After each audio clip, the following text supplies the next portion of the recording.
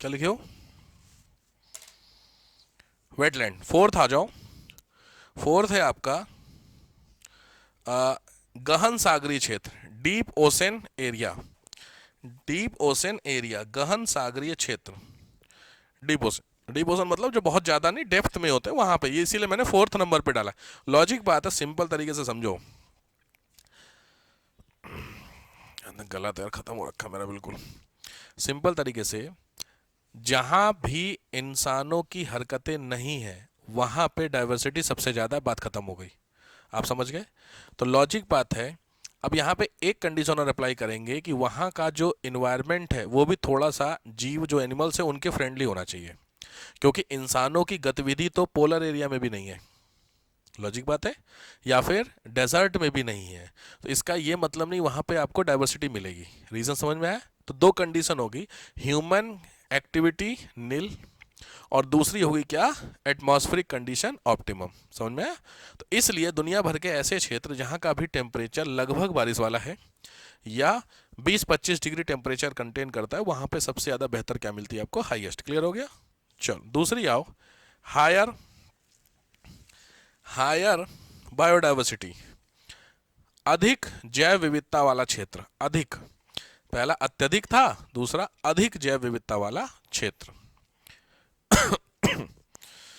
अधिक जैव विविधता वाला क्षेत्र।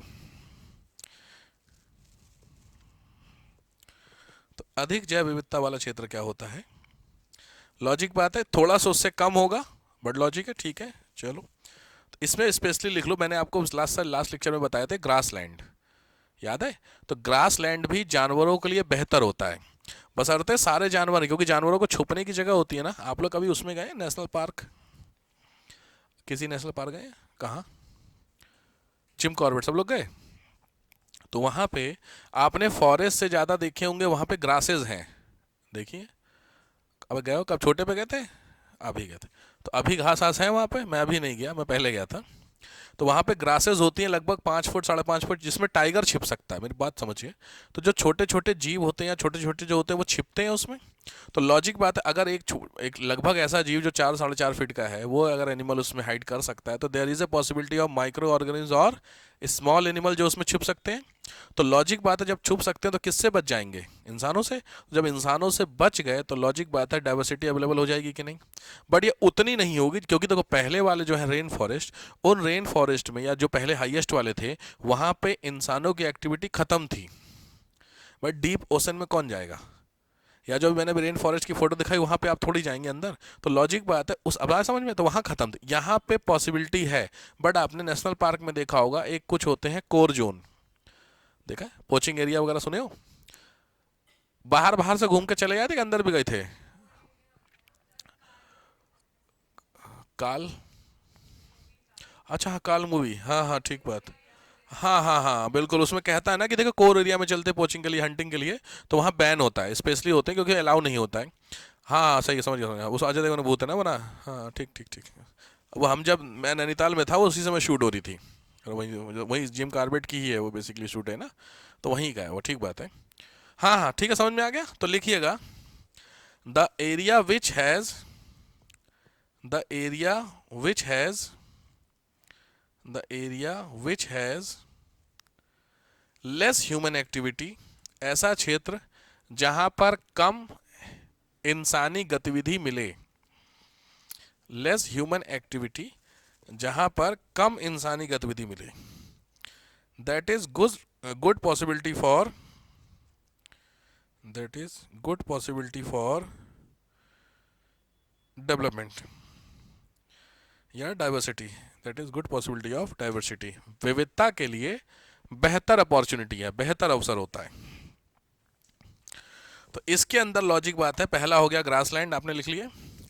दूसरा लिखिएगा डेसिडियस फॉरेस्ट, पर्णपाती वन, जो पतझड़ वाले पत्ते गिरा देते हैं, पर्णपाती वन। थर्ड होता है आपका कोनिकल फॉरेस्ट, कोनिकल फॉरेस्ट जानते हैं, कोणधारी वन। डेसिडियस फॉरेस्ट होते हैं जो हम लोग होते हैं, जनरली हम लोग इसी में रहते हैं, तो हुआ कोनिकल फॉरेस्ट। कोनिकल फॉरेस्ट में देखिए जितने भी आपको फॉरेस्ट मिलेंगे कोन शेप मिलेंगे, जितने भी फॉरेस्ट हैं दिख रहे हैं आपको, कोई सा भी ये देख ली सबसे बेहतर। ये पूरा फॉरेस्ट है बट इसका शेप आपको दिख रहा कैसा है, कोन, दिख रहा सबको। तो इस तरीके के फॉरेस्ट में भी जाना, अब यहाँ पे ये बेहतर इसलिए है उससे क्योंकि इसमें जाना थोड़ा आसान है। क्यों, समझ रहे हो? उसमें याद रखिए, आपको पीछे वाले इमेज में देखे तो वो टेंड्रिल्स वगैरह नहीं पूरा लटक गई थी ऊपर से, सबसे बड़ी दिक्कत वहां थी बारिश की। ये कहां पर होते हैं कोनिकल, स्नो में लॉजिक यहाँ इसलिए होते हैं, यहाँ पे बर्फ गिरे और बर्फ यहाँ पे जमा ना हो इसलिए फ्लोट करके नीचे आ जाती है स्लिप करके। अब आया समझ में? तो इसलिए इनका शेप कैसा होता है, कोन। तो लॉजिक है जब नीचे चली जाएगी पानी नहीं होगा तो थोड़ी सी पॉसिबिलिटी से दुनिया भर में जितने भी पेपर इंडस्ट्री है, कागज उद्योग, वो कागज उद्योग आपके कोनिकल फॉरेस्ट एरिया में सबसे ज्यादा कनाडा में। लंबरिंग सुना होगा तुम लोगों ने, लंबरिंग सुना है? क्या होता है लंबरिंग? प्लम्बरिंग नहीं कह रहा हूं मैं, हाँ लंबरिंग, लकड़ी काटना। तो लकड़ी काट के कुछ तो करते होंगे, ये देखिए अब आया लंबरिंग, इसको लंबरिंग। तो ये जो पेड़ होते हैं, लॉजिक बात है, अगर आपको कोई वुडन इंडस्ट्री करनी है, डेवलप करनी है, तो लॉजिक है पेड़ कौन से चुनोगे? ऐसे पेड़ चुनोगे जो कटने में इजी हो, या ऐसे जिनको बड़ी दिक्कत हो काटने में? लॉजिक बात है, जो दिक्कत वाले तो समस्या हो जाएंगे, तो ये वो पेड़ होते हैं जो बहुत आसानी से कटते हैं। तो आसानी से पेड़ वही कटेंगे जो बहुत ज्यादा धूप में, तुमको क्या लगता है, कॉमन सेंस से समझते हो? चलो इस चीजों को लेकर के, अगर किसी चीज को बहुत ज्यादा धूप मिले और किसी चीज को कम धूप मिले तो कड़ा कौन सा पेड़ होगा, या कड़ा वो चीज कौन सी होगी?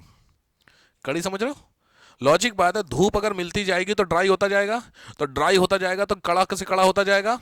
लेकिन अगर धूप कम मिलेगी तो थोड़ा सा स्पॉन्जी होगा, पानी सूखा नहीं ना उसका, तो वो दबेगा कि नहीं दबेगा? कॉमन सेंस के हिसाब से समझा रहा हूं मैं। तो लॉजिक बात है, 0 डिग्री से जब हम ऊपर की तरफ चलेंगे तो 20-30 तक आते आते धूप खत्म हो जाती है, फिर उसके ऊपर कम होने लगती है। तो कॉनिकल फॉरेस्ट मैंने बताया कहाँ मिलेंगे, स्नोई एरिया। तो स्नोई का मतलब कम से कम 66 के ऊपर ही होंगे पोलर इलाके में। तो पोलर इलाके में कितनी धूप होती है, बहुत कम। जब बहुत कम धूप होगी तो पेड़ों को कटना आसान है कि नहीं, और जब पेड़ कट जाएंगे आसानी से तो जो भी ऐसा इंडस्ट्री जो कि वुडन बेस्ड है वो आसानी से डेवलप हो सकती है। इसलिए दुनिया भर में जितने भी पेपर इंडस्ट्री है उसमें कनाडा टॉप पर है।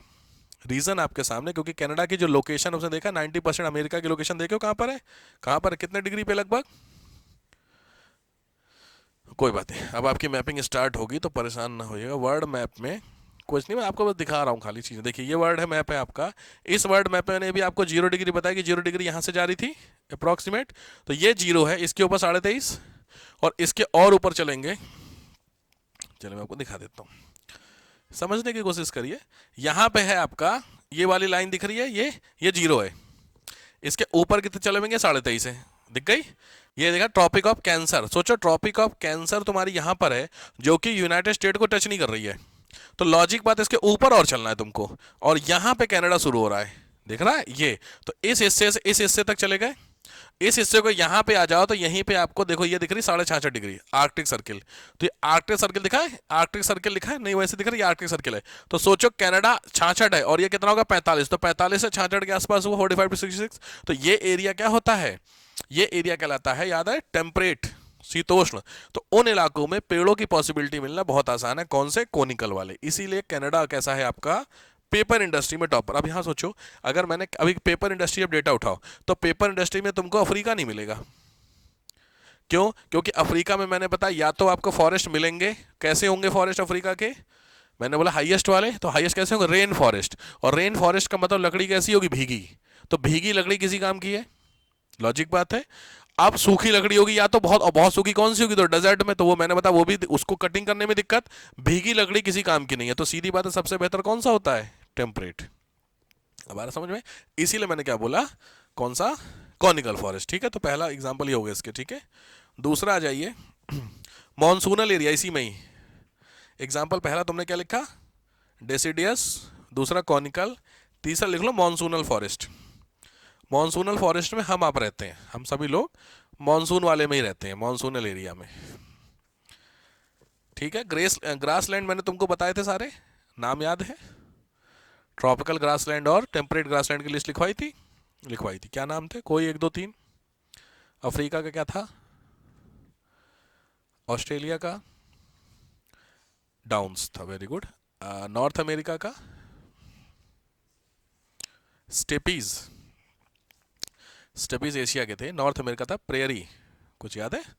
ठीक बात है, तो थोड़ा सा याद रखिए, सीरियस हो जाए, ठीक है, बढ़िया। ठीक है, क्लियर हो गया? तो ये आपके हो गए सारे ग्रासलैंड। चलो अब आओ लोअर वॉट वो एरिया। पहला हाईएस्ट है, दूसरा क्या लिखो हायर, तीसरा लिखो हाई। उच्च जैव विविधता, सर्वोच्च जैव विविधता, सबसे ज्यादा, ज्यादा, उससे कम और सबसे कम। तो थर्ड हो गया हाई, उससे कम या कम।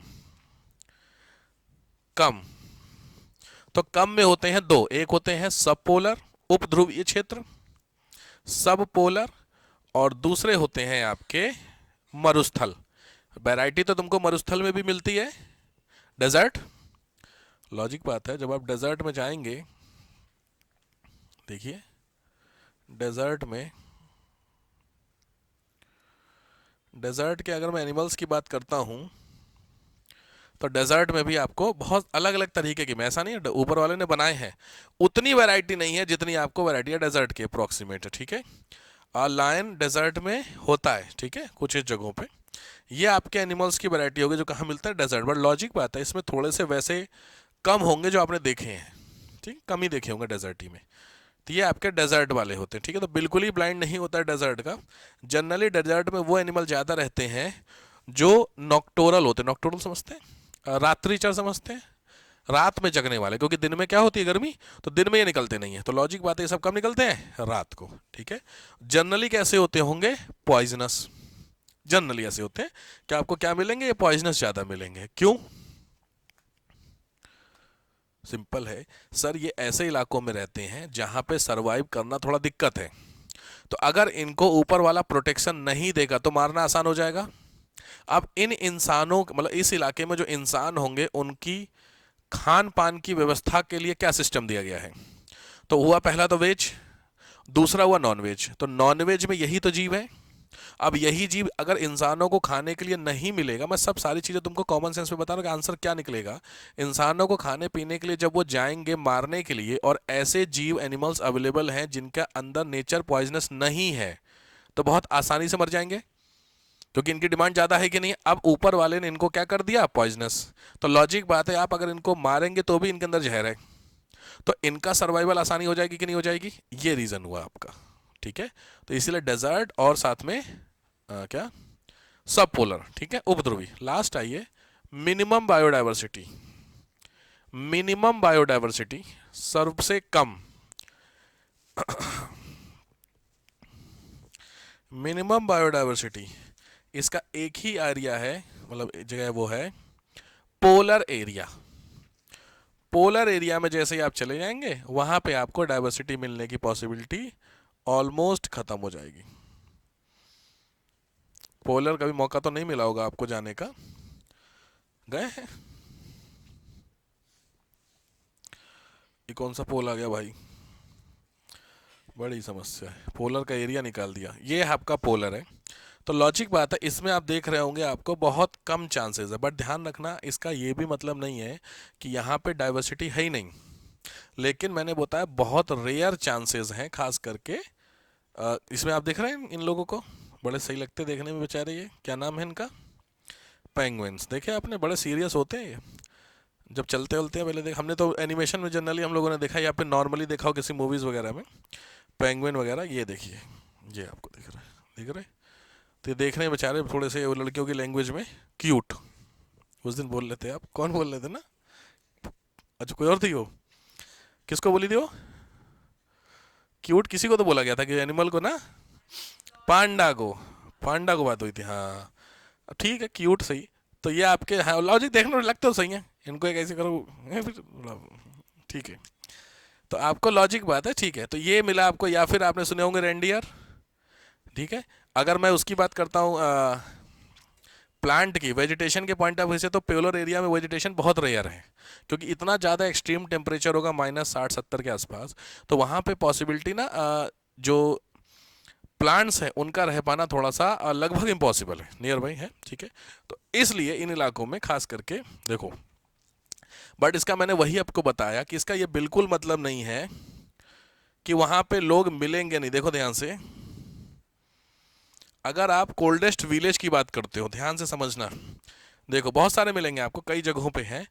क्या दिखा हुआ, ओमियाकोन देखो कितना दिया हुआ, इसका टेम्परेचर दिख रहा है कहीं, देखो यहाँ टेम्परेचर इज अराउंड -51, 58 फ़ारेनहाइट, ठीक है। लोएस्ट टेम्परेचर जो रिकॉर्ड किया गया -71 का रिकॉर्डेड है। 71 डिग्री जीरो पे बर्फ जम जाती है, तो जीरो से भी 70 डिग्री नीचे चले जाइए, तो उस टेम्परेचर में भी इंसान, मैंने क्या वाला हेडिंग डाली थी, लास्ट कोल्डेस्ट विलेज, तो विलेज का मतलब वहां पे भी इंसान रह रहे हैं। ऐसा मैंने बिल्कुल बोला कि ऐसा ये बिल्कुल भी मत गेस कीजिएगा कि वहां पे इंसान है ही नहीं, है इंसान, बट लॉजिक आप समझ रहे होंगे। इस सिचुएशन में आपको मैं रह देंगे बोल दूं कि वहां पे तुमको 3 BHK दे रहा हूं 10 रुपए में, जाओ खरीद कराओ आराम से। मानो आपको लग रहा है हमने आज सर मस्त है जिंदगी, जाओ, देख रहे हैं हालात, तो आपका यहाँ पे जो भी ऑर्गन खुला हुआ है वो सब क्या है, पैक है बर्फ से। आपने मूवीज देखो, हॉट वाटर ऐसे फेंकते हैं, पूरा बर्फ आता है, देखे हो उसमें, हाँ क्या, रील में ये हालात हैं। देखिए इस तरीके से, ये देखिए लड़कियां सेल्फी ले रही हैं, आप लोग देखिए, कुछ नहीं, चेहरा चेहरा आंखें हैं, पता नहीं कौन क्या है, सिस्टम समझ में आ रहा।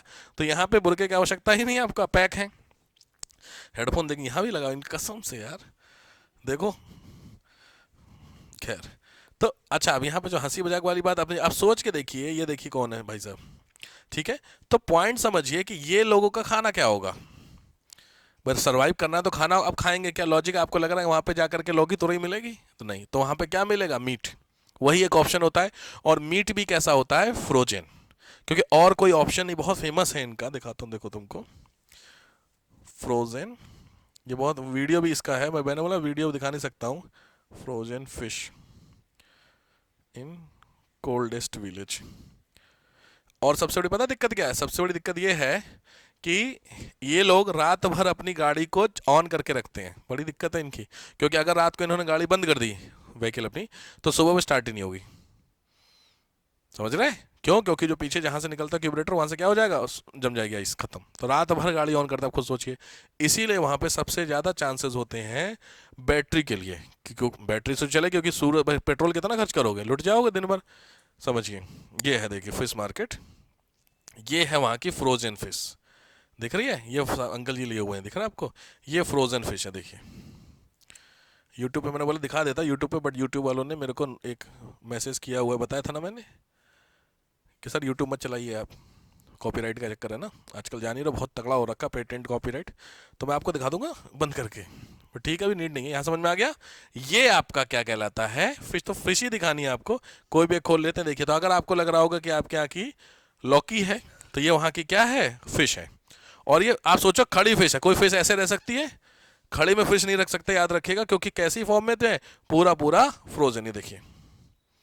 ये है वहां का खाना भाई साहब।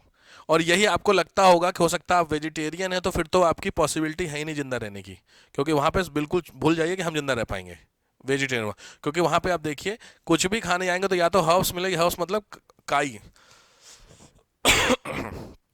एल्गी वगैरह होता है, दिख रही फिश मार्केट, ये सबसे बड़ी दिक्कत है वहां पे। तो लॉजिक, खाने की चीजें हैं नहीं, रहने के लिए है नहीं, टेम्परेचर एक्सट्रीम हो रखा है, तो वहां पे कौन रहेगा। तो जब इंसान नहीं रह सकते, जिसके पास दिमाग है, जो चीज़ों के अकॉर्डिंग अपने आप को चेंज कर सकता है, तो एनिमल्स की तो पॉसिबिलिटी वैसे भी खत्म है, बात समझ रहे हैं। इसीलिए इस एरिया को किस में डाला गया है, इसमें लोएस्ट किस में डालो, बायोडाइवर्सिटी, तो लिख लो ड्यू टू, इस लाइन को लिख लो बस, due to extreme temperature, due to extreme cold temperature, सबसे ज्यादा ठंडा टेम्परेचर होने के कारण no possibility of life, no possibility of life, जीवन की संभावना नील है,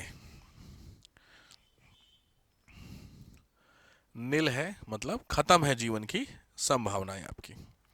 तो ये कहलाता है आपका क्या, बायोडाइवर्सिटी का एरिया, ठीक है। चलिए आज के लिए मैं यहीं ख़त्म करूँगा, क्योंकि मेरे गले ने ना जवाब दे जाए उससे पहले मैं आपको जवाब दे दूँ, बहुत ज़्यादा दिक्कत हो रही है सब बोलते समय। नेक्स्ट हम लोग कवर करेंगे इंडियन बायोडाइवर्सिटी, अभी तक देखो ध्यान से। नेक्स्ट जो आपका होगा, देखो क्या, इंडियन बायोडाइवर्सिटी, तो हॉटस्पॉट वगैरह वाला जो पोर्शन होगा ये हम लोग डिस्कस करेंगे नेक्स्ट लेक्चर में, ठीक। चलिए आज जल्दी छोड़ता हूँ थोड़ा ना।